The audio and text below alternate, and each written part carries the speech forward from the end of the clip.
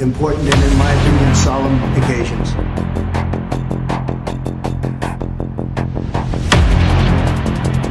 মার্কিন president Donald Trump গাজায় বানাতে চান এক ভোগবিলাসের নগরী, যেখানে গিয়ে ধনীরা আরামায়েশ করবেন, সমুদ্র সৈকতে পা ডোবাবেন, গা ভেজাবেন, গলায় ঢালবেন লাল পানি।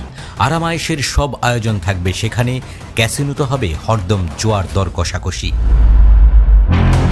গাজাকে ট্রাম্প মধ্যপ্রাচ্যের লাস ভেগাস বানাতে চান, যেখানে ভোগের আয়োজনের কোনো কমতি থাকবে না।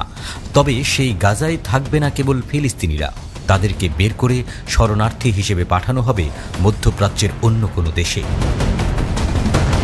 তবে আরব বিশ্ব ট্রাম্পের এই অযৌক্তিক দাবি মেনে নেয়নি। তারা মিশরের নেতৃত্বে গাজা পুনর্গঠনের নতুন প্রস্তাব এনেছে। আরব বিশ্বের সব দেশই মিশরের এই প্রস্তাবে সায় জানিয়েছে। এবার আরব বিশ্বের সাথে গাজা পুনর্গঠন ইস্যুতে একাত্মতা ঘোষণা করেছে চীন। দেশটির পররাষ্ট্রমন্ত্রী ওয়াং ই বলেছেন, মিশর এবং অন্যান্য আরব দেশের গ্রহণ করা গাজা পরিকল্পনাকেই সমর্থন করে তার দেশ। তিনি বলেছেন, গাজা ফিলিস্তিনি জনগণের এবং এটি ফিলিস্তিনি ভূখণ্ডের একটি অবিচ্ছেদ্য অংশ। চীনা সংবাদ সংস্থা সিনহুয়া জানিয়েছে, জাতীয় আইনসভার চলমান বার্ষিক অধিবেশনের ফাঁকে আয়োজিত এক সংবাদ সম্মেলনে ওয়াং এসব বলেন। তিনি বলেছেন, বল প্রয়োগের মাধ্যমে গাজার মর্যাদা পরিবর্তন কোনো শান্তি আনবে না, বরং কেবল নতুন বিশৃঙ্খলা সৃষ্টি করবে। এরপর চীনা মন্ত্রী একটি ব্যাপক ও স্থায়ী যুদ্ধবিরতি, মানবিক সহায়তা বৃদ্ধি, ফিলিস্তিনিদের ফিলিস্তিন শাসন নীতি পালন এবং গাজার পুনর্গঠনে অবদান রাখার আহ্বান জানান।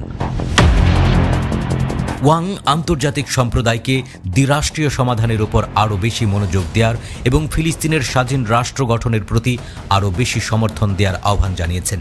তিনি বলেছেন, ঐক্য ও আত্মশক্তি বৃদ্ধির জন্য সব ফিলিস্তিনি দলকে বেজিং ঘোষণাপত্র মেনে চলতে হবে। মধ্যপ্রাচ্যের সকল পক্ষকে ফিলিস্তিনি রাষ্ট্র প্রতিষ্ঠাকে সমর্থন করার জন্য মতপার্থক্যের ঊর্ধ্বে উঠে আসতে হবে। আন্তর্জাতিক সম্প্রদায়কে ঐক্যমত্য তৈরি করতে হবে এবং ফিলিস্তিন ও ইসরায়েলের মধ্যে শান্তি প্রতিষ্ঠা করতে হবে। এর আগে ফিলিস্তিনের গাজা উপত্যকা পুনর্গঠনে যুক্তরাষ্ট্রের প্রেসিডেন্ট ডোনাল্ড ট্রাম্পের দেওয়া প্রস্তাবের বিকল্প প্রস্তাব গ্রহণ করেছে আরব দেশগুলো। মঙ্গলবার কায়রোতে অনুষ্ঠিত জরুরি আরব সম্মেলনে মিশরের দেওয়া এই পরিকল্পনা সর্বসম্মতভাবে গৃহীত হয়েছে। সম্মেলনের সমাপনী বক্তব্যে মিশরের president Abdul Fattah al CC একথা জানিয়েছেন। এই পরিকল্পনা অনুযায়ী গাজা পুনর্গঠনে $5,300 কোটি প্রয়োজন হবে। পরিকল্পনাটি বাস্তবায়নে গাজার বাসিন্দাদের বাস্তুচ্যুত করার প্রয়োজন হবে না। এর আগে প্রেসিডেন্ট ট্রাম্প গাজার বাসিন্দাদের মিশর ও জর্ডানে পাঠিয়ে গাজায় উপকূলীয় পর্যটন শহর গড়ে তোলার প্রস্তাব দেন। সম্মেলনে সিসি বলেন, প্রেসিডেন্ট ট্রাম্প এই সংঘাত বন্ধ করে শান্তি ফেরাতে সমর্থ হবেন বলে তিনি নিশ্চিত। এই সংঘাতে গাজা উপত্যকা ধ্বংসস্তূপে পরিণত হয়েছে।